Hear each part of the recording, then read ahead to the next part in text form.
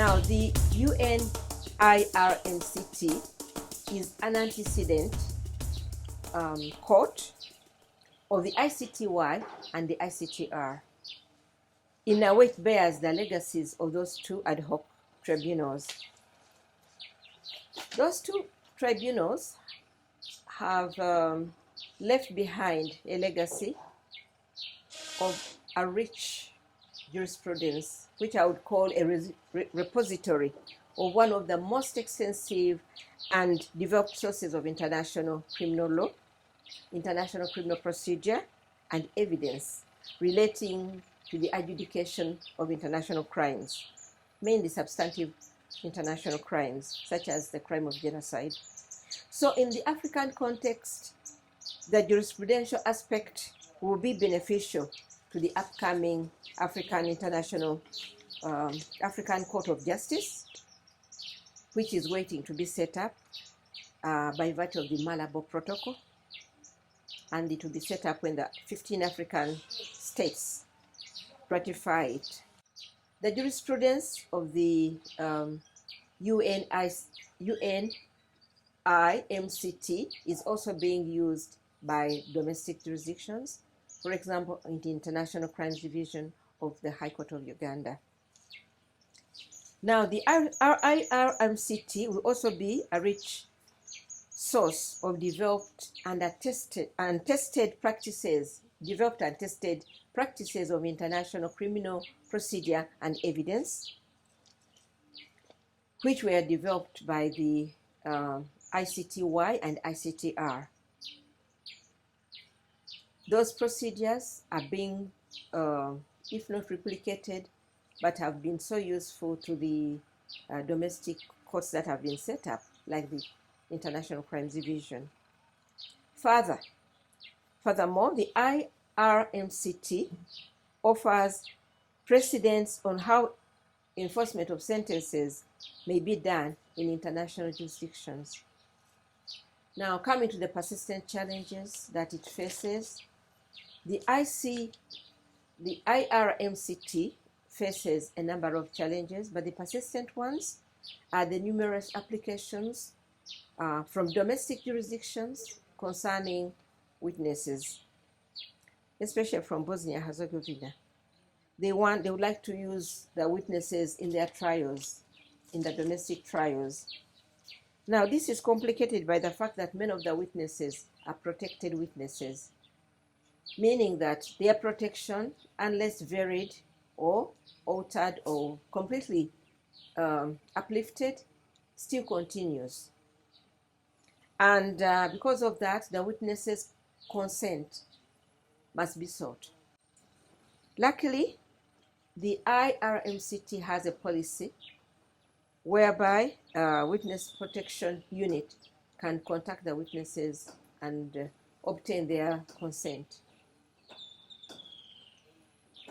Another challenge is the lack of state cooperation to arrest fugitives who are on the run.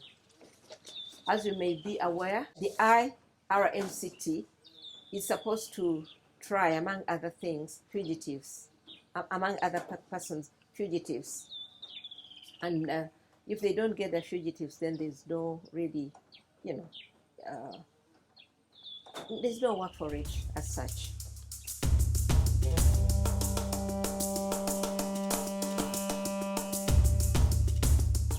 If I get to whether it affects the justice delivered, I would like to point out that this is a question that hinges on the statute of limitation, if I may put it, for example, in domestic jurisdictions. But the international residual mechanism for criminal tribunals, the statute allows a prosecution of international crimes perpetrated by some fugitives in a way. So in a way, it is not illegal. It may seem prejudicial to the defendants and accused persons, but it is a balancing act between leaving a fugitive who is alleged to have committed heinous or egregious crimes to go scot-free, and victims who are still awaiting to get justice from, from the determination of the guilt of such a person.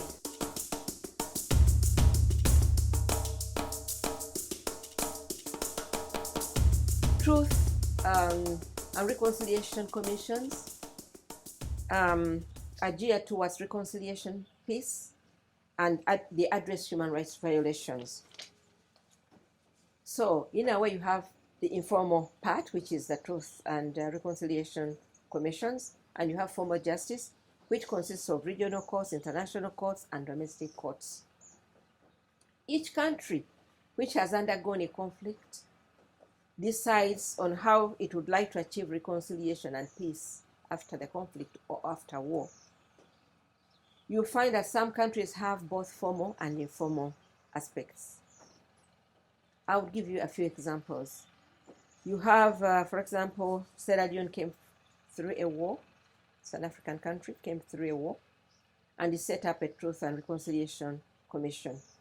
But it also had a court, a formal court, the Special Court for Sierra Leone. Now, in that setup, the TRC, as it is called or was known, did not have any linkage with the Special Court for Sierra Leone. Why? Because the court was trying those who bear the greatest responsibility, which meant that they would not appear before the TRC. So in the TRC, what they needed was the truthfulness, and then they would be given some kind of amnesty from prosecution. Now, Uganda has never had a TRC, but it has set up the first African court to deal primarily with international crimes in Africa. And this is as a result of its ratification of the Rome Statute.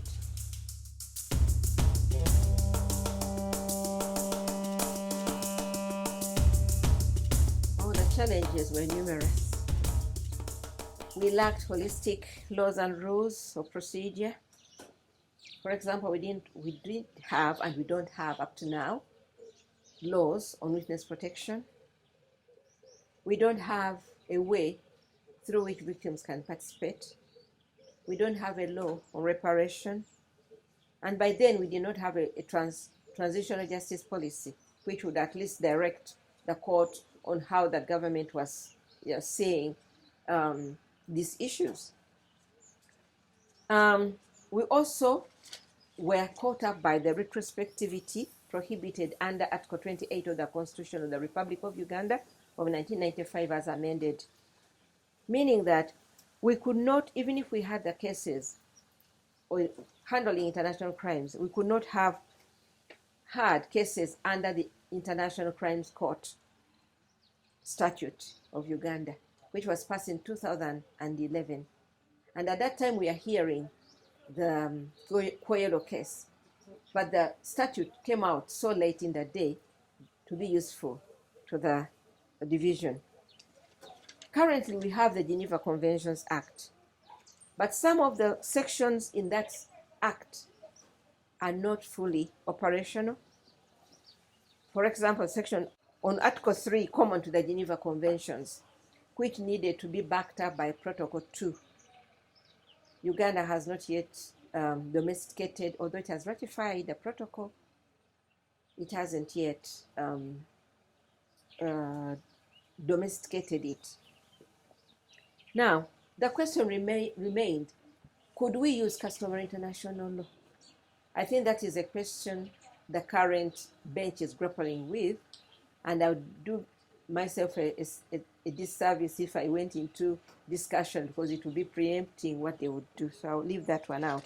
The ICD also faced funding issues, because as a special court, it was not given the priority that is supposed to be given. It was taken as just like any other division, which meant that hearing the case of Koyelo, you had to wait for session money. And session money lasts for about like 40 days. International crimes take a long time. That case has already, gone beyond the time it should have. We face the issue of acceptability as a division, and because most people, there was no, at the hierarchy, didn't see really the usefulness of the section, so we had to defend the existence of the division. And lastly, we faced the issue of amnesty. At the time we were hearing the Koyelo case at first, and the matter had to be sent to the Constitutional Court via a constitutional reference for interpretation. The issue arose because Thomas Koyelo claimed that he was being discriminated upon by not being granted a certificate of amnesty by the ODPP, that is the Office of the Directorate of Public Prosecutions, and the Amnesty Commission. He had applied for amnesty whilst he was in prison after having been captured from the Garanga forests. So it became a little bit difficult for the prosecutor to grant him that amnesty, and he has not been granted that amnesty. Hence, the constitutional reference. The Constitutional Court held that, yes, he had been discriminated upon. The Attorney General appealed to the Supreme Court. At the time they appealed, the Supreme Court was not fully constituted. It didn't have the presiding judge, who should have been the Chief Justice by then. And it took about 4 years before they could be a full Chief Justice could be appointed, and before the bench could be fully constituted. So there was so much of a delay, and that delay has now gone on because of the funding.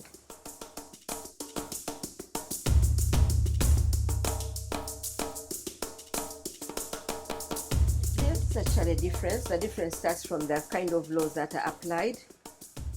Under the Penal Code Act, the elements are straightforward. The procedure and evidence and the law are understood better by both the judges and counsel. But under the Penal Code, the procedure is limited, and so are evidentiary rules.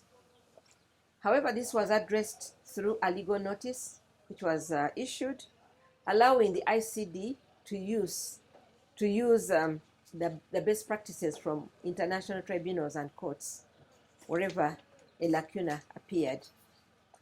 Later on, the ICD came up with rules of its own on the adjudication of international crimes through use of a section in the Judicial Act, which allows the Rules Committee to be set up and consider rules for each division.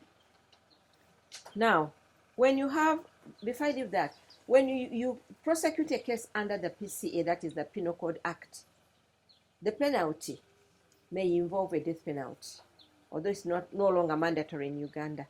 But in international cases, there's no death penalty. It's life imprisonment.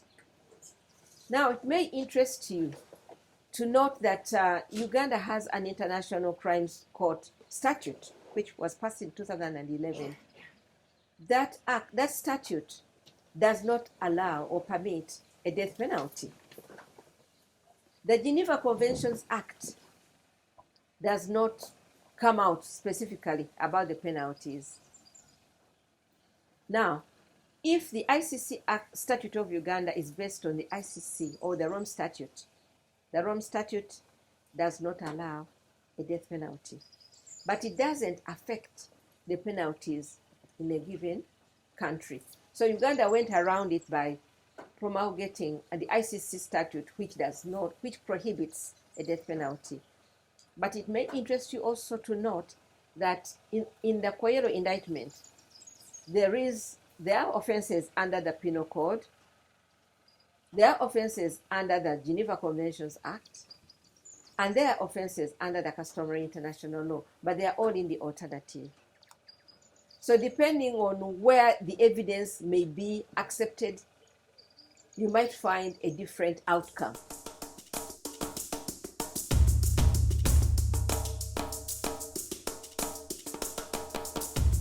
must tell you that's a hard one, because when you have the powerful and influential people, you have to try them.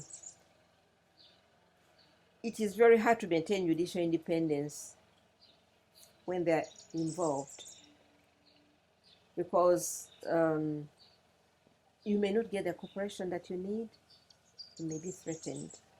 So in my own opinion, they should be tried by a neutral court, preferably outside the countries where the offenses are may be alleged to have been committed, or they should be tried after they've left power and they're no more influential.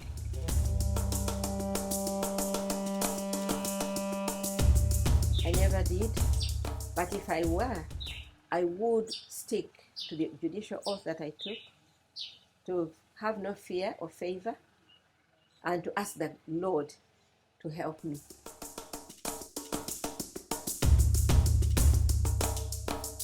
If you would like to receive my candid opinion, I would say that the future is bleak.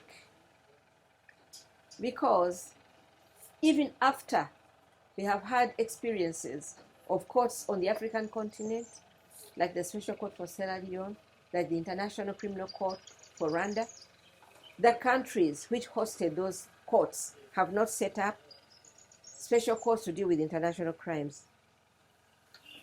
Now, you might find that not all African countries have even ratified the Malabo Protocol, which is supposed to set up the African Court of Justice to hear international crimes. Coming back home, the International Crimes Division is treated just like any other court. It's not given any priority. So there is lack of political will and support for such crimes and courts handling such cases.